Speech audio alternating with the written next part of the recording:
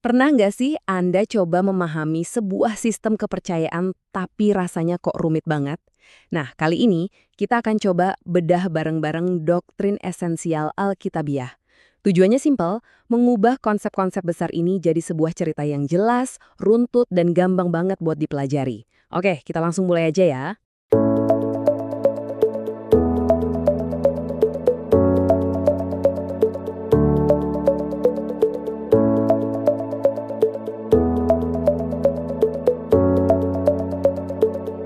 Oke, kita langsung mulai aja ya. Jadi, pertanyaan dasarnya adalah ini. Apa sih pilar-pilar utama dari sebuah sistem kepercayaan? Pertanyaan ini penting banget karena inilah yang jadi peta kita buat menjelajahi semua konsep inti yang akan kita bahas. Ini bukan cuma soal satu keyakinan, tapi soal gimana sebuah kerangka berpikir itu dibangun, bata demi bata. Oke, kita mulai dari yang paling dasar ya. Bagian pertama, fondasinya. Di sini ada dua pilar yang super penting yang jadi penopang semua doktrin lainnya. Anggap aja ini kayak pondasi rumah. Harus kokoh dulu sebelum bangun yang lain. Pilar pertama itu teologi. Ini adalah ajaran tentang Allah. Menurut sumber yang kita pelajari, intinya itu jelas dan tegas. Hanya ada satu Allah. Nah, konsep monoteisme ini, atau kepercayaan pada satu Tuhan, adalah titik awal dari segala-galanya dalam kerangka ini. Nah, sekarang coba kita lihat lebih dalam lagi. Siapakah Allah ini? Dia itu maha tahu, maha kuasa, dan juga maha hadir di mana-mana. Tapi nggak cuma itu, dia juga kudus, adil, dan penuh dengan kasih karunia. Kombinasi sifat-sifat inilah yang jadi kunci buat ngerti alur cerita besarnya nanti. Ini penting buat ngebangun gambaran utuh tentang siapa figur sentralnya. Kalau tadi pilar pertamanya adalah Allah, pilar fondasi yang kedua adalah Alkitab. Sumber kita ini menjelaskan Alkitab sebagai firman Allah yang diilhami. Artinya apa? Artinya, Alkitab ini jadi semacam buku panduan utama, otoritas tertinggi, dan standar untuk iman. Jadi semua yang akan kita bahas nanti, sumber dan acuannya ya dari kitab ini. Oke, fondasinya udah kuat nih. Sekarang ceritanya mulai masuk ke babak baru. Kita masuk ke bagian kedua, konflik. Bagian ini fokusnya ke manusia dan dosa. Disinilah masalah utamanya muncul, sebuah masalah yang nantinya butuh solusi. Nah, untuk ngerti konfliknya, kita perlu lihat dari sisi manusianya dulu. Ini yang disebut antropologi, atau doktrin tentang manusia.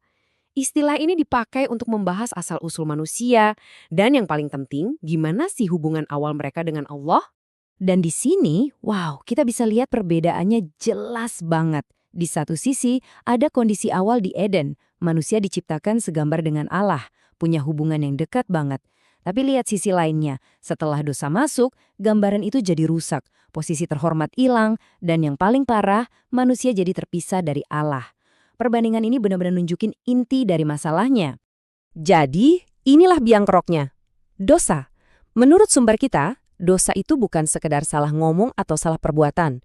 Dosa itu adalah sebuah kondisi mendasar yang jadi tembok raksasa pemisah antara manusia sama Allah yang kudus. Dan dampaknya berat banget, kematian, baik secara rohani maupun jasmani. Nah, ini dia masalah besar yang harus dicari solusinya. Nah, kalau ada masalah, pasti ada solusinya kan? Disinilah ceritanya mulai berbalik. Kita masuk ke bagian ketiga. Inilah solusi yang ditawarkan oleh teks sumber untuk masalah dosa tadi. Kristus dan keselamatan.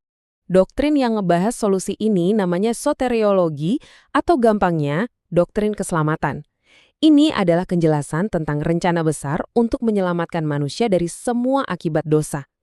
Ini jawaban langsung untuk masalah keterpisahan yang kita bahas tadi. Jadi, gimana cara kerjanya rencana ini? Gini, pertama-tama, kita harus sadar dulu kalau manusia nggak bisa menyelamatkan dirinya sendiri, nggak mampu. Karena itulah, atas dasar kasihnya, Allah yang berinisiatif menyediakan jalan keluar. Caranya, melalui Yesus Kristus. Pengorbanannya di kayu salib itulah yang jadi penebus dosa. Dan, ini poin paling pentingnya, keselamatan adalah anugerah. Hadiah gratis, bukan sesuatu yang bisa kita usahakan. Kutipan dari Yohanes 14 ayat 6 ini benar-benar jadi penegasannya. Kalau tadi dosa itu adalah tembok pemisah, maka pernyataan ini menegaskan kalau Yesus adalah satu-satunya jembatan. Jembatan yang bisa menyambungkan kembali hubungan antara manusia dengan Allah.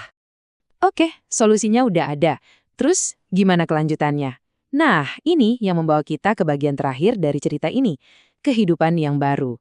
Bagian ini ngebahas apa dampak dari keselamatan itu di kehidupan sehari-hari, dan ini berpusat pada dua hal, iman dan gereja. Gimana caranya kita bisa nerima hadiah keselamatan ini? Jawabannya, menurut teks, adalah melalui iman. Iman di sini bukan cuma percaya di kepala ya, tapi lebih kayak sebuah sarana untuk menerima karunia itu. Iman inilah yang membawa kita pada pembenaran, artinya kita dianggap benar di hadapan Allah, dan akhirnya hubungan yang rusak tadi bisa pulih kembali. Tapi perjalanan iman ini ternyata nggak sendirian. Disinilah eklesiologi atau doktrin tentang gereja jadi relevan. Gereja di sini bukan gedungnya ya, tapi komunitasnya. Kumpulan orang-orang percaya yang sudah ditebus, yang jadi semacam keluarga rohani baru. Terus apa sih peran gereja sejati ini? Nah, di sini dirangkum dengan baik. Gereja itu ibarat tubuh Kristus di bumi yang mewakilinya. Gereja juga adalah rumah Allah, tempat keluarga rohani ini kumpul. Disitulah kasih karunia dan kuasanya dirasakan. Jadi, menurut teks ini, menjadi bagian dari komunitas ini adalah sebuah panggilan. Nah, kita sudah menelusuri perjalanannya ya, dari fondasi, lalu konflik, ada solusinya, sampai ke kehidupan yang baru. Sebagai penutup, saya mau ninggalin Anda dengan satu pertanyaan untuk direnungkan. Setelah memahami semua kerangka ini, pertanyaan baru apa yang sekarang muncul di benak Anda? Karena seringkali pemahaman itu bukanlah akhir, tapi justru awal dari sebuah penjelajahan yang jauh lebih dalam.